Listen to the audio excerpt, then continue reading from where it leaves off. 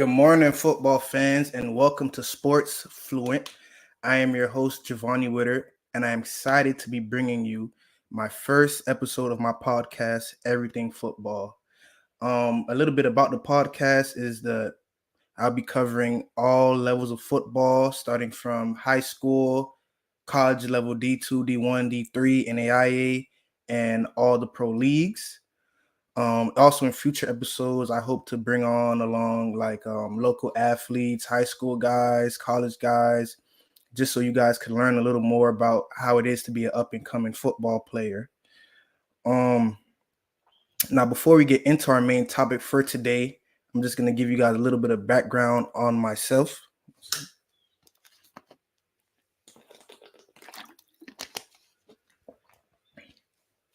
So, as many of you guys can see by the helmet, I'm also an up and coming football player myself. I graduated from the University of Mount Union in the fall of 22. Currently, I'm signed to the Colorado Spartans from the NAL, and I went to high school in South Florida. I went to 3 different high schools: Flanagan High School, West Broward, and graduated from Everglades High School. Um, and yeah, currently, like I said, I'm signed to the Colorado Spartans. I leave in 20 days to go to Colorado, so I'm excited about that. And now let's get into our main topic for today. So if I could bring this share screen.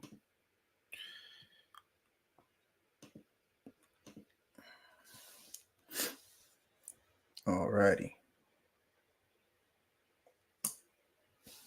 So our main topic for today is going to be why Patrick Mahomes and the Kansas City Chiefs are going to win the Super Bowl. All right.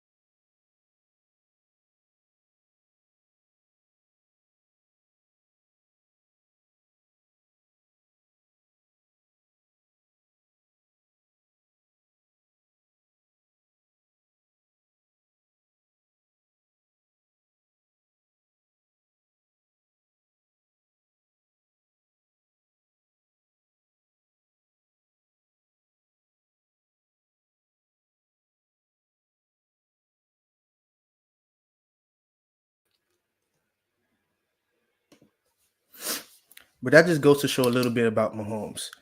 I know everyone is big on the 49ers defense. Um, I mean, their defense is one of the best in the NFL. They also have Brock Purdy, a young guy who's actually doing really well. His stats actually match up pretty well with Mahomes. He is around 68% completions, 4,700 yards, 33 touchdowns to only 12 interceptions. All right, but he's not Mahomes. Okay, people got to realize Patrick Mahomes is a special dude. He often gets compared to Tom Brady. You know, I think that's a little bit too early to be comparing him to the GOAT, but he is the best quarterback in the NFL by far. Um, Now I have another video I wanted to show you guys.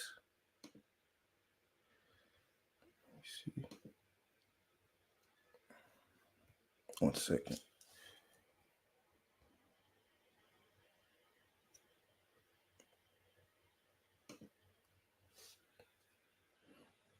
All right.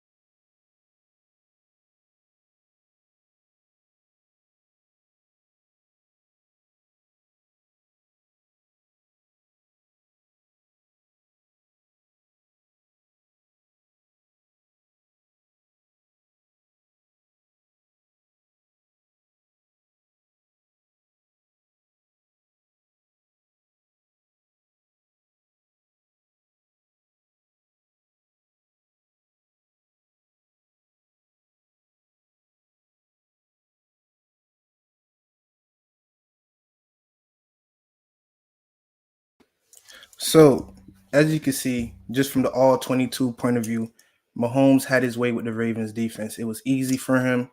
Anything he wanted to do, he did.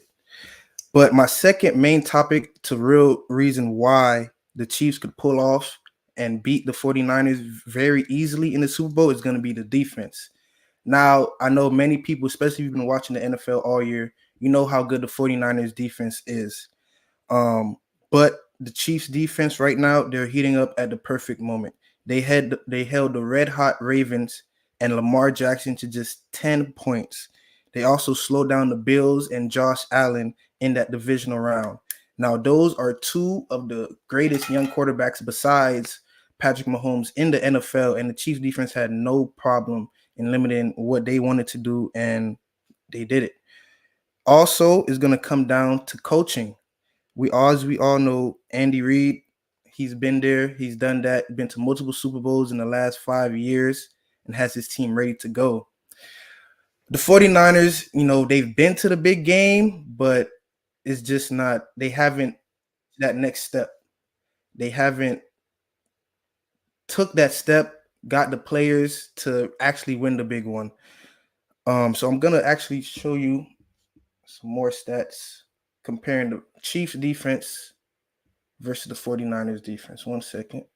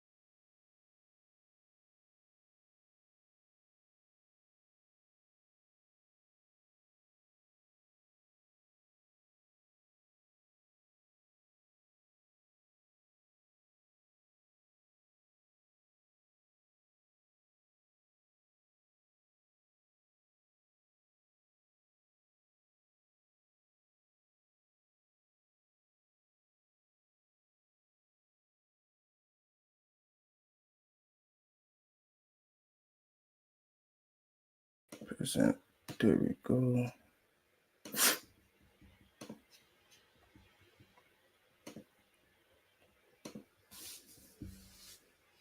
All right. So first, we got the 49ers. All right. The 49ers were the NFC best team all year by far. Um, as we know, they have one of the best running backs in the game with Christian McCaffrey. Also, they have a lot of weapons such as George Kittle, and Ayuk. They really helped Purdy get to that next level. All year, the 49ers' main concern has been, getting Purdy to that next level.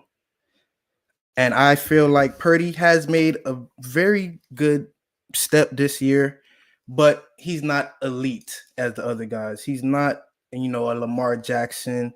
He's not a Patrick Mahomes. He's not going to change the game for you, but he will do a good job of managing the game and making sure that he does his best not to lose you the game.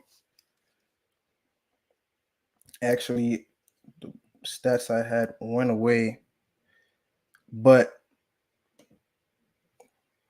you guys get it. Purdy, I have a lot of respect for him being, Mr. Unirrelevant, the last pick of the draft. Um, he's made great strides. Great strides. His numbers are better. His confidence is up in the locker room. The guys are listening to him, getting good feedback. Um, but going against that Chiefs defense, man, I mean, these guys were unfazed by Lamar Jackson, Josh Allen. It was a certain point of the year, everyone was looking at the Chiefs. Their star D lineman was hurt, and we were just wondering, could they do it again? Could they be the team that puts all this behind them and actually gets back to winning the big game as they did last year? And I believe with their defense and the power of Mahomes, they will get it done. I'm actually going to stop the cam right now to put on a video from the defense highlights versus the Ravens. 1 second for me, please.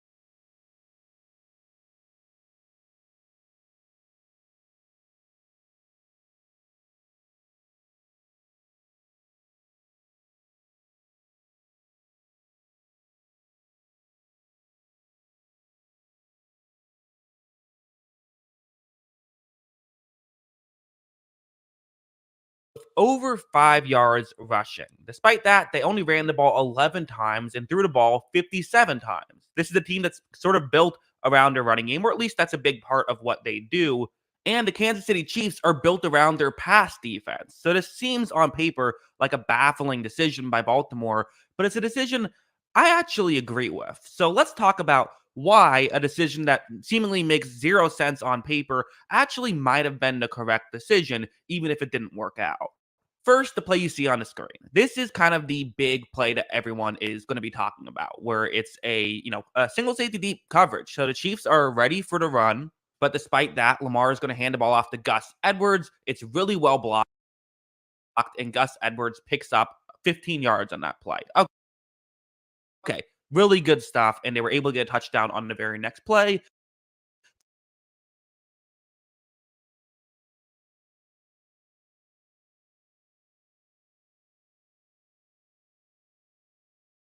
Throwing the football. So, okay, look at that and you say, well, hey, running game working. However, I want to rewind a little bit. Let's start off with literally the first play of the game right here. So, in this situation, again, Kansas City is prepared for a potential handoff. You're going to see Lamar gives the ball to Justice Hill. Nowhere for Hill to run with the football. Whatever running back you have there, not going to gain many yards on that play. This was happening basically every single other time that the Ravens were handing the ball off. So, despite the fact that, yes, the overall numbers were good, there's a couple of things to note. Okay, The so first thing is there were I'm gonna butt in here really quick. As many of you know, the Ravens are my team, so it's a little bit hard for me to watch. But I mean, the Chiefs did their thing last week. As you can see, the D line of the Chiefs, we have 1, 2, 3, 4, 5 D linemen on the line, as well as 3 linebackers in the box. So we have 8 people in the box, cover one all around. This is clearly they're expecting run and they're prepared for it. This is early in the game, as the commentator said.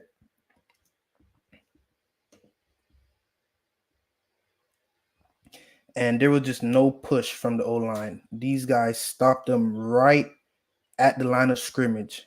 It should have been a tackle for loss, but the running back was able to get back to the line of scrimmage. I mean, this just showed you the power and the strength of that the Chiefs, defensive lineman. Okay, so what he's showing you on the screen right now are the rush totals. The Ravens ran the ball. And as you know, anyone who watches the NFL, you guys know the Ravens are one of the best running teams in the NFL. The Ravens ran the ball 9 times.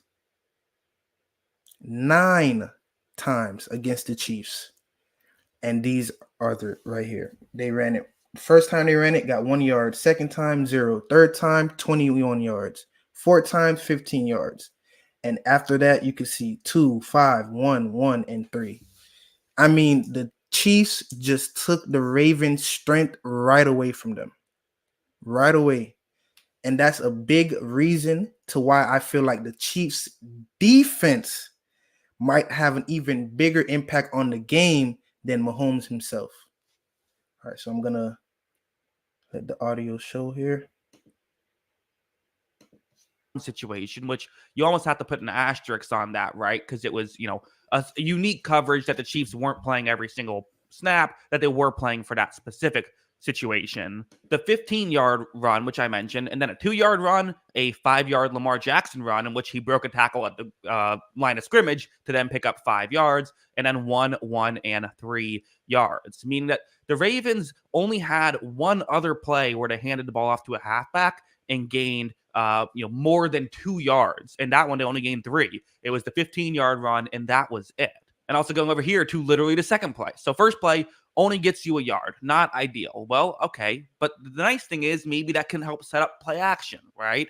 Well, no. Watch how when Lamar takes the snap, the Chiefs have this completely well covered. Lamar has to scramble and try and pick up some yards that way. And again, that wasn't included in the chart I just showed you because that was not a design quarterback run. So to me, this is kind of why the Ravens eventually said, this isn't really working. Like this play, it's going to be Drew Tranquil. I mean, you got to give credit to Kansas City, right? Because, the Ravens are a little bit different sometimes. Sometimes it's not. No living being should ever eat processed food for every single meal of their life. Good, real food is simple. It looks like Not about offensive line and defensive line with them. It's more about linebackers. Can the linebackers meet the receivers, or meet the running backs in the holes, which is the case always. But I think with the Ravens running scheme, linebackers matter more. We know the Chiefs have good players over the middle, whether it's safeties or linebackers. And watch Tranquil come in. He's going to make an immediate tackle on this 3rd down and 1, and they get the stop there. The Ravens went for it on 4th and got it. But still, the running game. I had to pause it right there. All right, I'm going to break down this play because that was just an amazing play by the linebacker Tranquil right there, as he said. So it's 3rd down and 1. This is a clear running formation by the Ravens, and the Chiefs are prepared. Tranquil, as he's circled right there. Just watch this guy. Just goes in there and makes that play all by himself. If he doesn't make this tackle, that is an easy 1st down for the Ravens.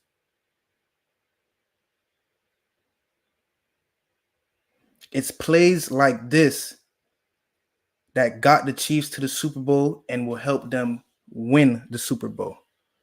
Okay, I'm going to let the audio kick back in. Seemed like the Ravens, I think a lot of people were saying, Ravens just got to get back to running the ball. They got to run the ball. This is what we thought they were going to do early on. Not that they weren't running the ball in the first half at all, but definitely they were throwing it a little bit more.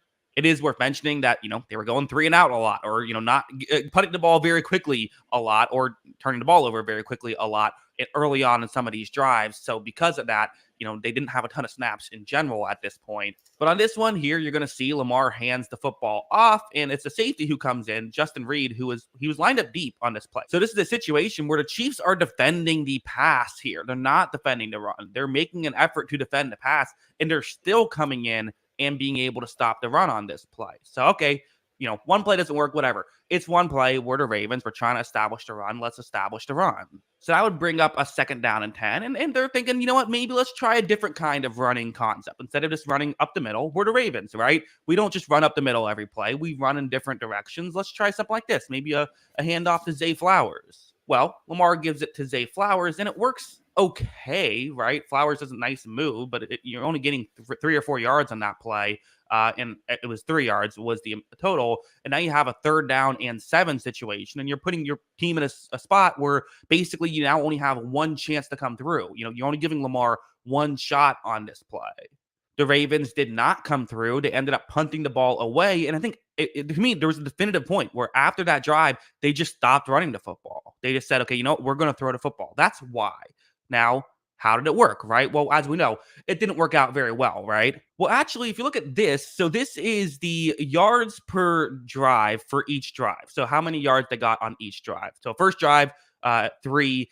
Then they had a 75-yard drive set up by a long Lamar run and then a long Zay Flowers touchdown. And then 11 yards, 19 yards, 6 yards, and 4 yards. So in the 4 yards, that was the last play I showed you. So I guess it was 4 yards that Zay Flowers picked up there at the end there. So that was what they had.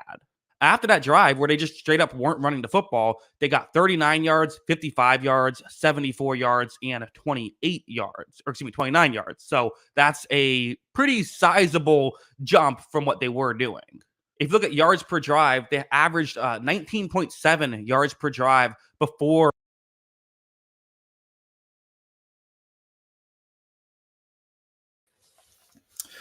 So as you can see, the Chiefs literally made the Ravens abandon their game plan, took away the run, forced Lamar to only use his arm, which he was doing pretty well, but then he made some mistakes and just ultimately cost him the game.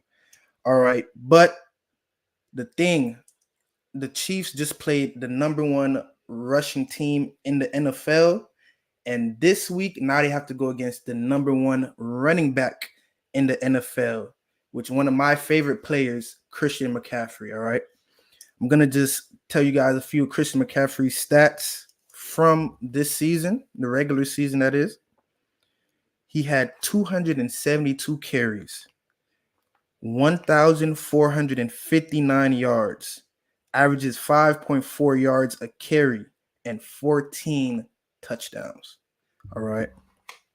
This will not be an easy task for the Chiefs defense. And not to mention, Christian McCaffrey always is involved into the passing game. All right. I believe with the game plan the Chiefs did last week against the Ravens, the coaching mind of Andy Reid, and the physical defense they have, they will be able to limit Christian McCaffrey. Okay. I'm going to show you guys a video about Christian McCaffrey that highlights a little bit of his highlights, but I'm also going to try to pinpoint a few weaknesses that I see in his game as well. 1 second, please.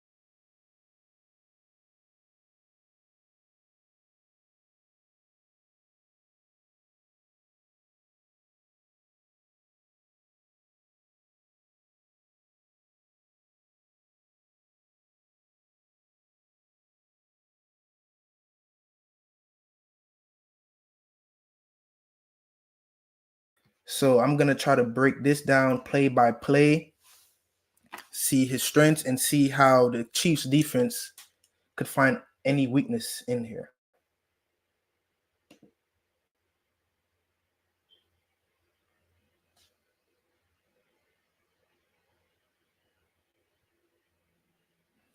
Oh my. So I got to run that one back right away.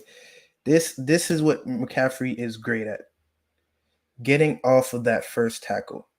I mean, this is just a simple halfback flare out to the flats. Should be just a nothing more than a 5-yard gain. This is a great corner. CJ Chauncey Gardner, one of the best DBs in the NFL. He just can't bring this guy down. What the Chiefs need to do is gang tackle. Right now, there are only 3 defenders in the camera. 2 of them look like they're jogging, and 1 is getting stiff armed to the ground. This will never win. This is not good enough, especially against one of the best running backs in the NFL. He turns what should be a 5-yard catch into a first and goal situation. Look at that stiff arm. He is a beast.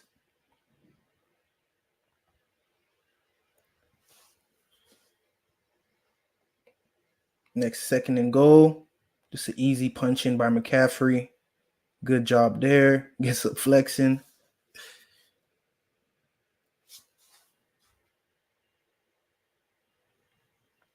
Next play, give him a halfback toss. He gets 9 yards very easily. I'm going to go back to that play really quick.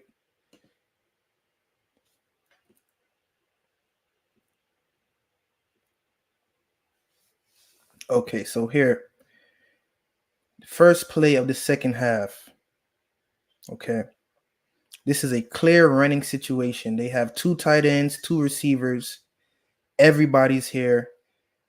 The Lions got, let's see, 1, 2, 3, 4, 5, 6, 7, 8, 9 guys in the box and the corner on the outside the flank. And it just still doesn't help. They send the tight end in motion. He helps chip block with Kittle up here.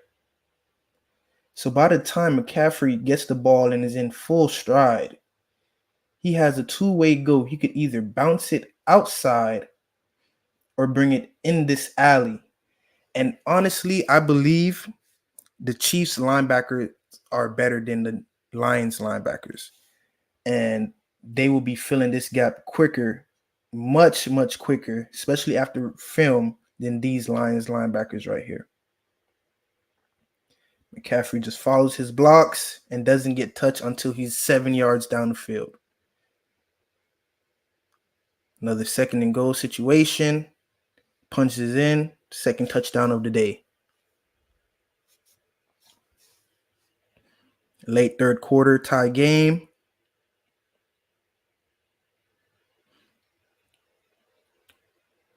Now this is just great vision, balance, physicality on McCaffrey's end, which is why I say he is the main guy that the Chiefs have to watch out for.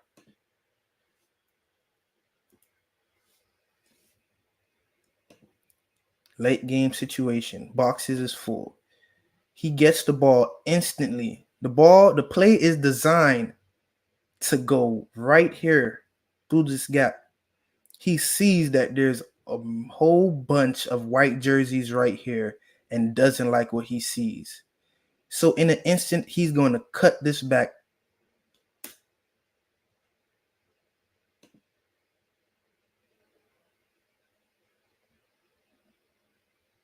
And another great run. I mean, his vision is just amazing.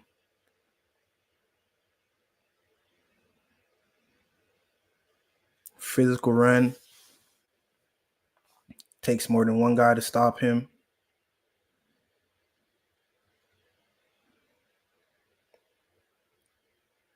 Same thing there. I mean, the Chiefs defense,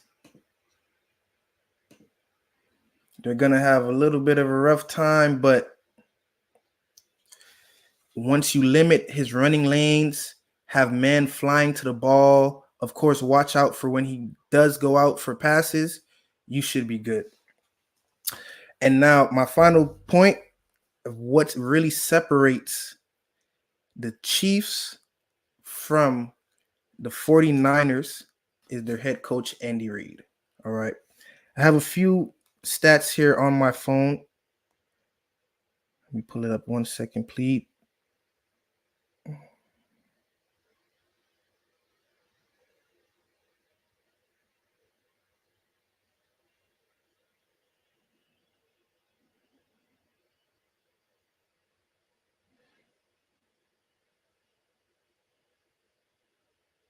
So right now, Andy Reid is one of the most successful coaches in the NFL.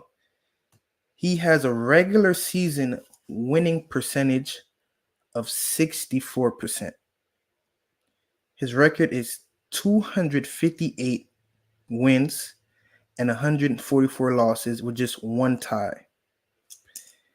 In the postseason, he is 25 and 16, winning 61% of his games. Not to mention, he already has 2 Super Bowls. And he has won more games than any coach in the history of the Kansas City Chiefs. I mean, he's just amazing. All right. Now, we're going to talk about Kyle Shanahan. All right. Kyle Shanahan is a great young coach. As you can see, he came in for the 49ers and has just transformed them amazing. I'm going to bring up his record as well so we can compare.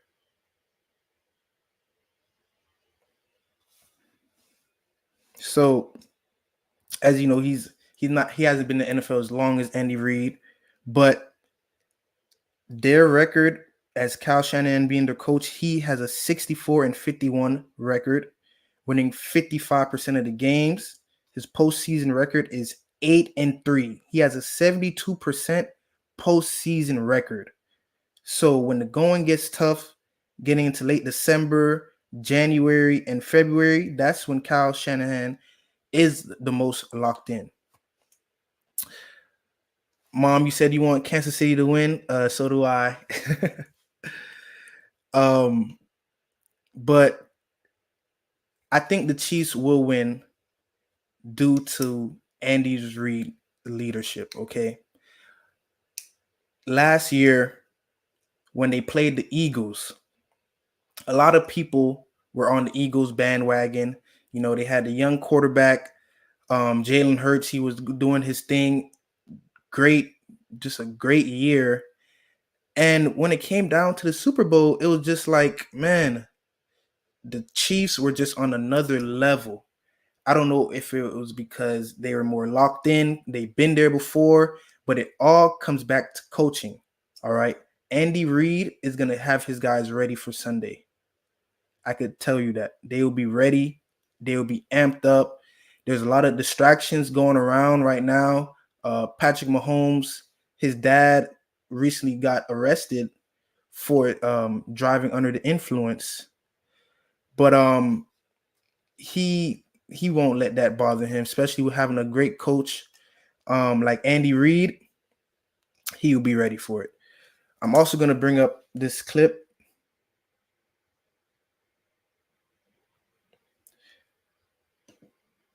One second.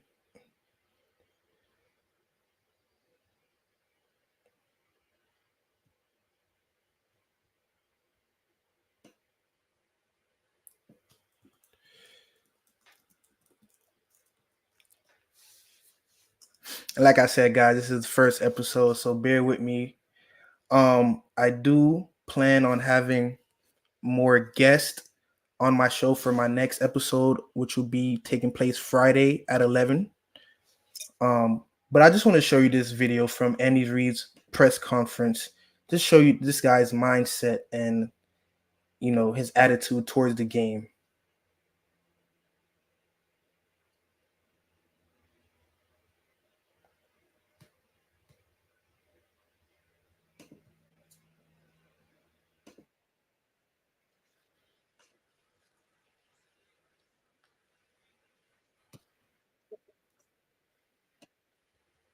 One second, guys.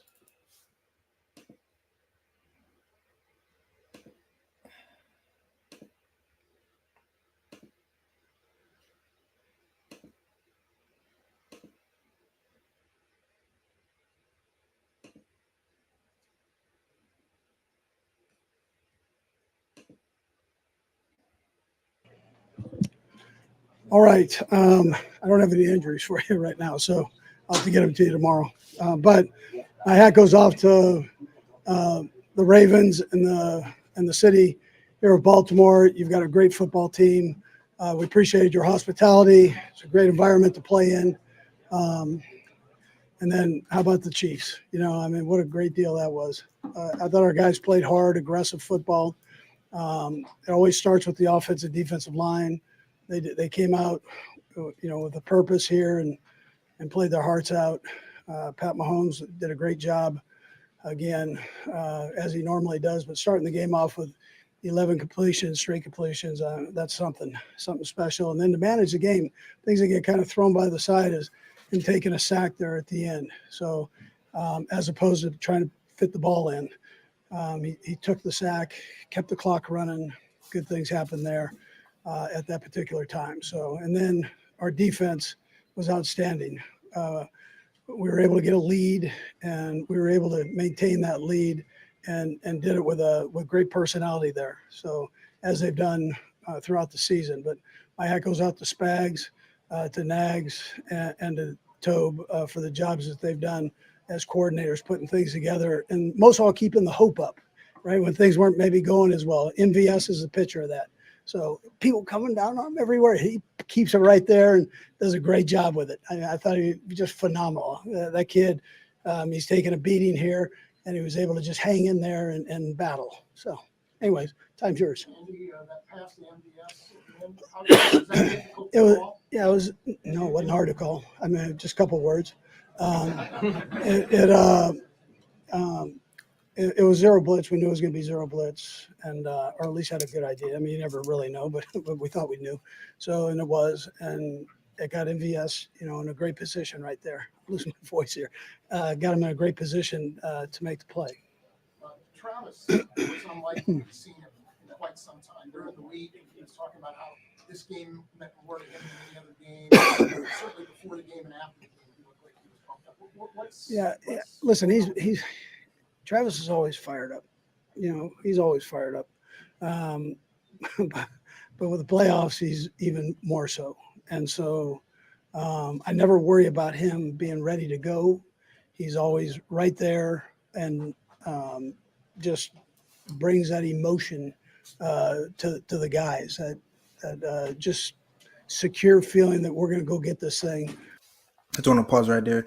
You guys could already see, the way that Andy Reid just has so much respect for his players, respect and loves his players. He always talks so highly of them. I can see why the Chiefs are always ready to go out there. Having a coach that thinks so highly of you, has your back in every situation, and trusts you when you're out there on the field, it helps you play way better. Let's continue. No matter what. And don't think of anything opposite that. We're going to get it. So I appreciate his attitude always. And he's just added a little bit to it. And I think that week off helped him. So just for him to be able to get a little bit of rest and get in there and go. Andy, this team has been doubted at certain times throughout the season. Just what stands out about the adversity of this group to punch on the ticket? Yeah, easily you could fold. I told you that after our last game against Buffalo, the thing that stood out to me most was just the positive attitude on the sideline. Through the highs and the lows of positive head, that kind of tells you the season, gives you the whole story there. The guys never doubted. They just, they put themselves in a position where you had a chance, and they they took care of that, and a great attitude on this team. Just related to that, Andy, I mean, when you the story of how you got here, is that what it is? This is a little different chapter this season than it's been. Yeah, listen, I think so. One thing about it's tough to back seasons. That's a tough thing. You played a lot of football games, and you've got to work through that. You got to work through that mentally. That's not an easy thing, and so I'm so happy for the guys and how they handle that. And when it came time to put the hammer down, they put the hammer down, which was important. And the best part is we're not done. We've got another game, and you love these seasons to carry on as long as they can possibly carry on, and we're there. And that's and now we got to get right back at it and start grinding for whoever wins this game here. You talk about we were talking about this a little bit before. Is there a cumulative mental wearing here? It's not just one season. Isn't that a big cumulative? All these years put together. What does that say about your team? So what you get when I say that, what you get is everybody's best shot. So every week you're gonna get the best shot, and so you get there are no games off for any of that stuff. There's not any in the NFL anyways, but there are no games off. There's no light opponent. You've got to bring it every week, and so again, to be in this position, that tells you a little bit of something about the mental makeup of this football team. All right, we got to go really fast here. Go ahead, Mark. When you talked earlier Andrew, about sort of keeping hope up throughout all this season, did you have your hope at any moment that you sort of doubted your ability to be back in this spot? I've never doubted. No, that's not how we roll. So never doubt. Go ahead. Andy, your defensive game plan, how difficult was that to come up with, and how do you feel like you guys executed? I thought we did a great job. That's an explosive offense. Start looking at categories of efficiency, and they're number one in a few spots there. So you've got to make sure when you come in with that you keep that quarterback somewhat in the pocket the best you can, and he's an unbelievable competitor. So I thought our guys were able to do that up front. I thought our linebackers did a good job. We asked them to not only cover tight ends, a great tight end, but also these receivers at times. So we could, Spags had a variety of things he was throwing at the offense, and I thought our guys did a nice job with all it. Last one. And Coach, speaking of defense, the defensive guys had shirts that said "It's Spags we trust." Just want to get your thoughts on it. Yeah, no. I heard it was because his wife moved in, to back here, to Kansas City, which is a great thing.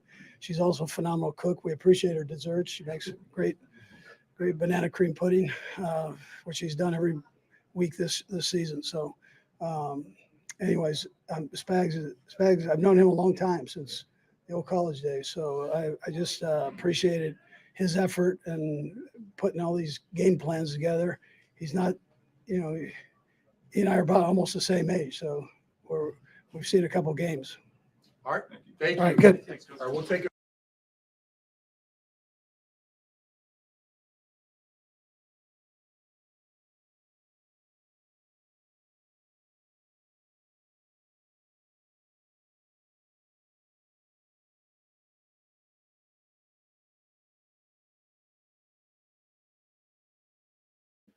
And my mic was muted. But as you guys can tell by the video, Andy Reid, he's just a great coach. He has a great mindset, has faith in his players, and knows most importantly that his defense is going to help win the championship. All right, so it is 11:51, and we have about 9 more minutes of the stream. So I'm going to open up. If any of the viewers have any questions for me about the game, personal life, whatever, you could please drop them down in the chat. Or if you just want to comment, talk, anything. I'm really excited for this game coming up. I've been going, it's really funny with me. I've been going against the Chiefs for like the last 2 years, being a Ravens fan. But just last week, watching the game firsthand, every single play, the Chiefs, their defense, the way they handled Lamar, the way the offense kept everything moving, it was just like They can't be stopped. And if you're a football fan nowadays, you know Patrick Mahomes, he is serious. He's serious. He's really that guy. I think he's the next thing to Brady. He's not on that level yet, but in a few years, we could be having that tough conversation. Yep. Well, if you guys don't have any questions for me, I'm actually we can start talking about um more football news. So currently, right now, the draft is coming up for a lot of my friends in college. The Senior Bowl, the Reese Senior Bowl just passed, and man, those guys, they look pretty good. They look pretty good. My friend Wayne Ruby Jr., he was in the Hulu Bowl in Orlando, and yeah, the next class of college receivers that are going into the draft, man, they look pretty good. The college receivers look definitely good this year, man. So I'm just excited. I'm excited about everything right now, man. I can't wait for the Super Bowl. Can't wait to see how the draft goes. I mean, yeah. But come on, guys, send me some comments. Where are my viewers at? I got 7 people. Send me some comments, guys. Comments, questions. Let me know what you guys are thinking. What do you guys think? You guys think the Chiefs are going to win or the 49ers are going to win it? You know, we had a few people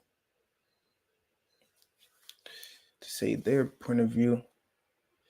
Oh, let's see this comment right here by Mark Christie. He said that Kansas City is stacked on both sides, and with adversity, they should get the job done. That's a good comment, Mark. I would agree. I would agree with you with what you said. I believe that Kansas City, you know, they have Patrick Mahomes. I didn't even talk about him much, but Isaiah Pacheco, the young running back. I mean, that guy runs like he's trying to run through a wall. He's a great running back. He had a pretty good game last week against the Ravens, and I believe he should have another good game against the 49ers defense. It'll be a little tough, you know, he has run against Nick Bosa, but he could get the job done.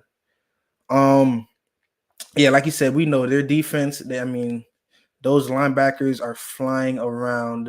Last week, the cornerbacks in one-on-one man coverage, they made it hard for Lamar to get any openings. His receivers couldn't get any separation. So I truly believe that with the coaching of Andy Reid, like you said, Patrick Mahomes, and the great defense that the Kansas City Chiefs have, that they will get the job done. Definitely. All right. Yeah, guys. So I'm not getting any comments, but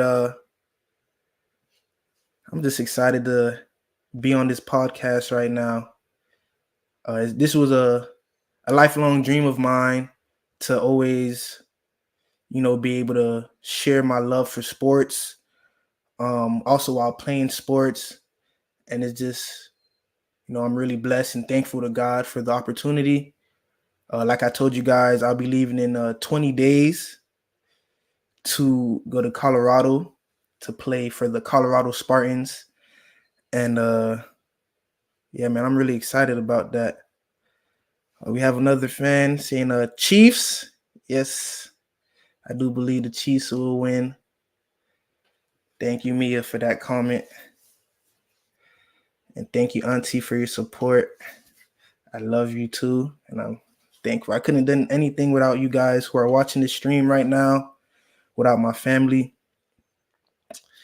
But yeah, man. So for my next episode, I'm still thinking of my exact main topic, but I'm definitely gonna have a few guests on the show.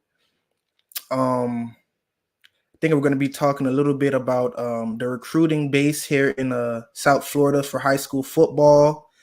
I have a young athlete who I coach and train with, and he's kind of in like the transfer portal for the Miami football scene down here. So I might get him on the show, see how things are going. Then I also want to talk about college. I don't know if you guys know much about what's going on in college right now, but there's a big change in the landscape of college. Oh, 1 second. Who am I going for in the Super Bowl? I'm going for the Chiefs. I think they should win by 2 touchdowns. I think the score would be 34-20. Yes, 34-20. I'm going to make a bold prediction here. I'm going to write that down also. 34-20. I like the Chiefs to win by 2 touchdowns and for Patrick Mahomes to get another Super Bowl under his belt, man. I'm excited for Sunday. I'm really excited. But yeah, going back for my episode next week, I'm thinking of talking about a little about high school football and also the college scene. As you guys know, the Pac-12 conference, an historic conference in college football, will no longer be. It's actually 2023 was the last year of the conference. So a lot of teams are heading to other big conferences like the Big 10, Big 12, and even a few teams are in the ACC. So instead of the Power 5, it's going to be called the Power 4. And that should be really interesting. We have some big time teams like the Oregon Ducks, Washington Huskies coming to the Big 10. As some of you guys know, I'm a Ohio State fan as well. So I'm just very excited for the up and coming college season as well. And as we all know, man, the NFL Super Bowl, baby, that's the only thing you even talk about right now is just the Super Bowl. I don't know. I just can't wait for Sunday. And the draft after the Super Bowl, we got to start getting into the draft of, some draft sleepers out there. I think you guys really need to keep an eye out for this receiver, Wayne Ruby, young guy coming out of University of Mount Union. He's going to be very, very good, underrated receiver for sure. Where am I watching the game at? I'm not sure where I'm watching the game at.